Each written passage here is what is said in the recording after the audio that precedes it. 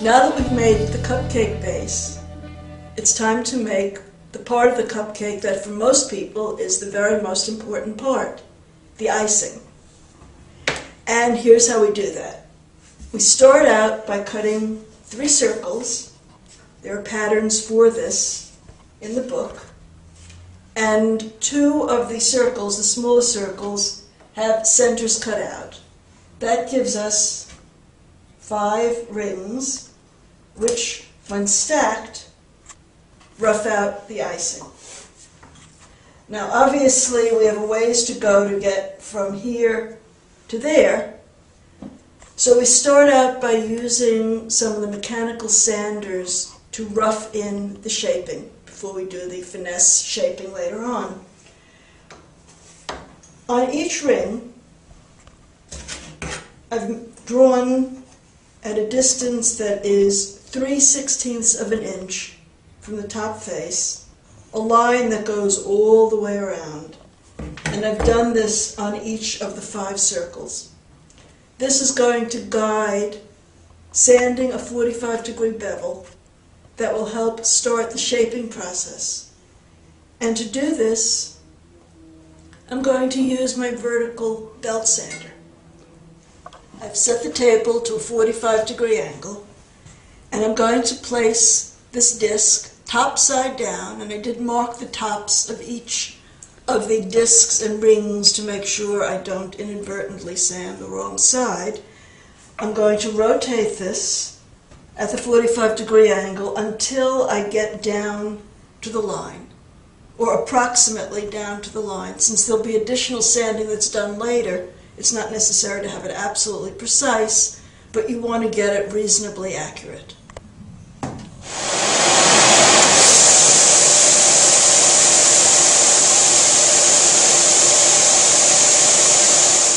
This is what the finished disc looks like. It's been sanded to a 45-degree angle all around, and I'm going to do the same thing on each of the 4 other circles, and then we'll put them together, and I'll show you where we are up to at that point.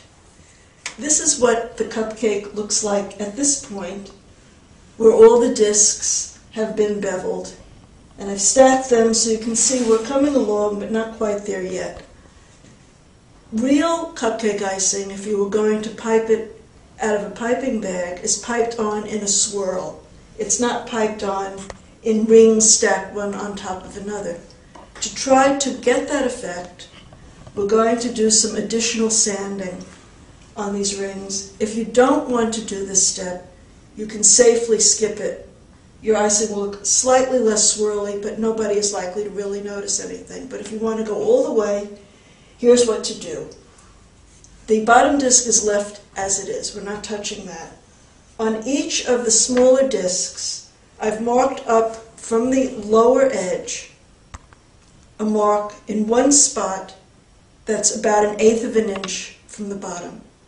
I'm going to hold this flat against the sander. It can be a disc or a belt, holding it firmly so that we get a flat bottom, but putting more pressure at the mark, so I'm going to be taking off more wood at this point.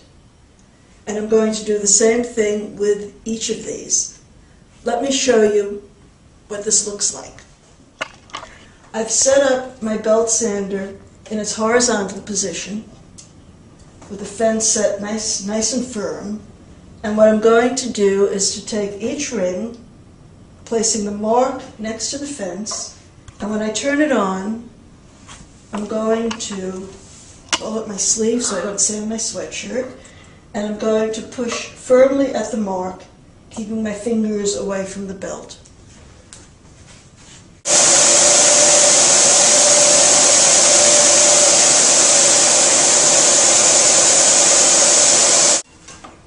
As you can see, I've sanded it now so that it's lower on this side than it is on this side.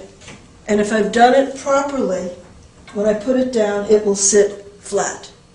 I'm going to do the same thing for each of the other rings, and then we'll start putting it together and seeing about finishing the cupcake.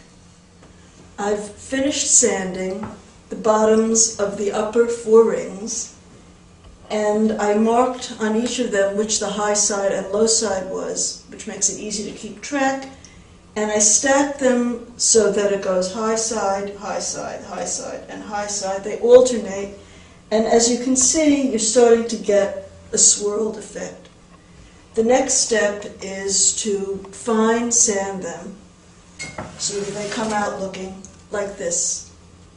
And I found that I enjoy using this inflatable 1-inch in diameter sander chucked either into the drill press vertically or horizontally into the chuck that attaches to my sand flea.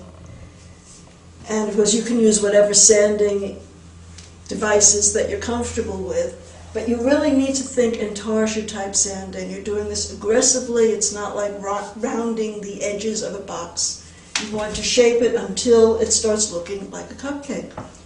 Once you have that done, sanding through the grit so it's nice and smooth, before you glue the rings up, there's one last step to be done. To secure the lid in place, we need a liner. Cut a 2-inch circle using either the base cupcake pattern or a compass that will fit in the recess. Invert the bottom layer of icing, center this, and to make sure it's exactly where you want it, invert the base on top and move it so that you have even wood all around. Remove this carefully. You can mark the position with pencil marks, apply glue, clamp it, let it dry. Once that's done, then you turn it over and you're ready to glue on the rings, keeping them oriented. And then once that's done, you can do any final sanding or tweaking as you like. The final step is to make the sprinkles. Right. All right, to cut the sprinkles, I'm taking my 1/8-inch piece of wood, and I'm going to cut a strip approximately 1/16 of an inch wide.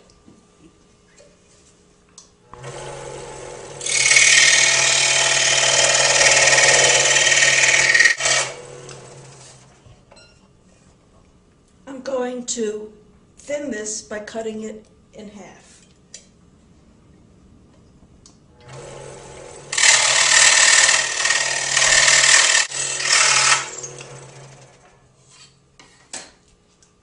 I now have 2 thin strips of wood, approximately 1/16 inch on each face. And of course you can make the sprinkles bigger or smaller, the choice is up to you. I'm going to cut the strips into pieces about 1/4 inch long.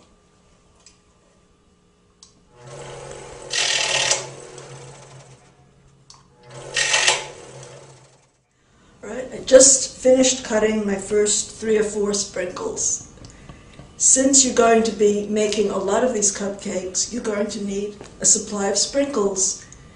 So, since they're fidgety to do, it probably makes sense to do a bunch all at once, different colored woods, anything but Paduke, yellow heart, bloodwood, maple, walnut, anything that has a strong color depending on what the background icing is. To get them on to your cupcake, what you're going to do is finish it in the usual way, and the way I like to finish it is with a sealer coat of shellac, and then I rub it down well, and if there's anything, any glue or anything unsightly, I take care of it. And then I give several coats of clear spray lacquer. After you've given it a base coat or 2 of the spray lacquer, spray it, put the sprinkles on much the same way as you would put sprinkles on real icing. And then when you've gotten the sprinkles all over where you want them, it may take several short sprays because you have to do it while it's wet, then give it a finish coat or 2 to keep it in place, and it really holds it very well, and you don't have to worry about any unsightly little glue marks. And at that point, your cupcake is finished. Thanks for watching the video, and enjoy making many beautiful cupcakes.